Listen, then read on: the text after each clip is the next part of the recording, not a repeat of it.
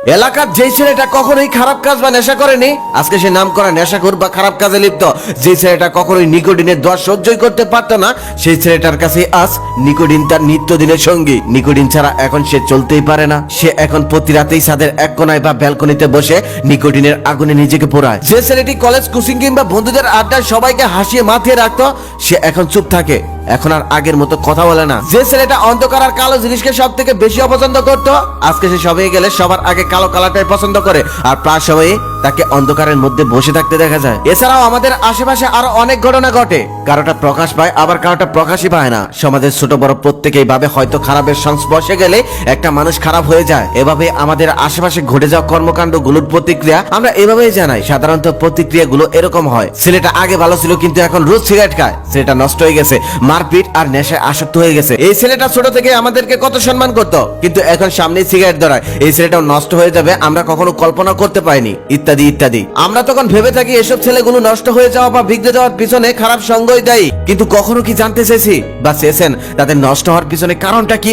কেন তারা হঠাৎ করে নষ্ট হয়ে গেল? একটা ছেলে শুধু খারাপ সঙ্গ পেয়ে নেশায় আসক্ত হয় না, তার পিছনে অনেক কারণ থাকতে পারে। কখনো কখনো পারিবারিক সমস্যা হতে পারে তার কারণ, আবার কখনো কখনো হতে পারে প্রিয় মানুষটা থেকে অবহেলা পাওয়া তার অন্যতম কারণ। আমাদের সমাজে প্রায় অর্ধেকেরও বেশি ছেলেরা নষ্ট হয়ে যায় শুধু প্রেম বিচ্ছেদে, আর বাকি কিছু নষ্ট হয় পারিবারিক কারণে। তখন এরা বেঁচে থাকার জন্য বা পুরনো স্মৃতিগুলো মুছে ফেলার জন্য নেশায় আসক্ত হয়। আচ্ছা, আপনি কি জানেন কতটা কষ্ট পেলে একটা ছেলে তার চোখের থেকে জল ঝরায়? হ্যাঁ, আপনাকে জিজ্ঞেস করছি যে এই ভিডিওটা এখন মনোযোগ দিয়ে শুনছেন। আমার জানা মতে কখনোই কোনো ছেলেকে আপনি কারো সামনে বসে কান্না করতে দেখবেন না, কারণ সে খুব ভালো করেই জানে সবার সামনে বসে কান্না করলে সবাই তাকে নিয়ে হাসি ঠাট্টা করবে, মজা করবে। তাই সে তার কষ্টটাকে বুকের মধ্যে যত্ন করে লুকিয়ে রাখে, কারণ সে জানে এখানে রাখলে কেউ দেখতে পারবে না, একমাত্র সৃষ্টিকর্তা আর সে ছাড়া। রাতের অন্ধকার বা ঘরের এক কোনায় বসে ছেলেরা গম্ভীর গম্ভীর কাঁদে আর চোখের পানি ফেলে। একটা ছেলে মাঝরাতেও চিৎকার করে কান্না করতে পারে না, কারণ তার আশেপাশের মানুষ যদি তার কান্নার শব্দ পেয়ে যায়। বাসায় যে ছেলেটা সবসময় হাসি খুশি থাকতো,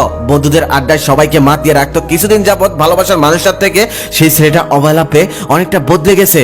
এখন আর আগের মতো বন্ধুদের সাথে আড্ডাও দেয় না, সব সময় একা একা থাকতে চায়, কারোর সাথে মিশতে চায় না, কারণ সে জানে বন্ধুদের সাথে আড্ডা দিতে হলে তাকে হাসি খুশি থাকতে হবে। যদিও ক্ষেত্র বিশেষ তাকে চলতে হয়, তখন মিথ্যে অভিনয় করে সারাটা জীবন কাটাতে হয়। যখন একটা ছেলের জীবনে কোনো মেয়ে আসে, তখন ছেলেটা তাকে নিয়ে জীবনটা রঙিন করতে চায়, কিন্তু হঠাৎ করে তার রঙিন জীবনটা আধারে পরিণত করে মেয়েটা অন্য কারো হাত ধরে চলে যায়। তখন শুধু ছেলেটা মনে মনে ভাবে, এটা কি সেই মানুষটা, যে মানুষটা আমাকে এত স্বপ্ন দেখালো, যেই মানুষটা আমাকে ভালোবাসা শিখালো? আপনি যদি একটা ছেলের কাছের বা ভালোবাসার মানুষ হয়ে তাকে কষ্ট দিতে চান, তাহলে তাকে কোনো ভরা জনসম্মুখে এনে একটা চর মারুন, গালাগালি করুন, অপমান করুন, দেখবেন সে নীরবে সেখান থেকে চলে যাবে, কোনো প্রতিবাদ করবে না, কান্নাও করবে না। কিন্তু তাকে সামান্য পরিমাণ অবহেলা করুন, কথা বলা কমিয়ে দিন, খোঁজ খবর কিছুদিনের জন্য নেওয়া বন্ধ করে দিন, দেখবেন সে শুকিয়ে গেছে, কারণ সে সারা রাত নির্ঘুম কাটাবে, ঠিক মতো খাওয়া দাওয়া করবে না। ছেলেরা অনেক কিছুই সহ্য করতে পারে, কিন্তু কাছের মানুষের দেওয়া কষ্ট সহ্য করতে পারে না। বিকেল বেলা ছাদে বসে নীল আকাশ দেখা ছেলেটাও একটা সময় মাঝরাতে একা একা আকাশের তারা গুনতে থাকে আর নিজের বুকটা একের পর এক সিগারেটের আগুনে পোড়াতে থাকে। যে ছেলেটা একটা সময় নীল রং পছন্দ করতো, সেই ছেলেটাই এখন আবার কালো রং পছন্দ করে। এখন তার পছন্দে পরিবর্তন এসে গেছে, কারণ তার ভালোবাসার মানুষটার পছন্দের রং ছিল নীল, আর সেই মানুষটা তাকে ছেড়ে চলে গেছে।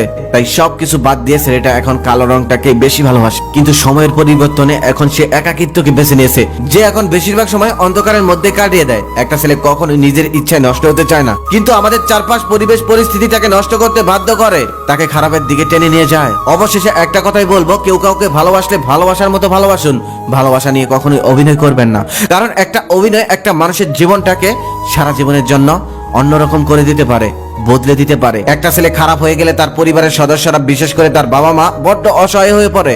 সংসারে তো অশান্তি নেমে আসেই, সমাজকে মুখ দেখাতেও কষ্ট হয়। এটা আপনি আজ বুঝবেন না, সেদিন বুঝবেন যেদিন আপনিও কোনো সন্তানের মা হবেন।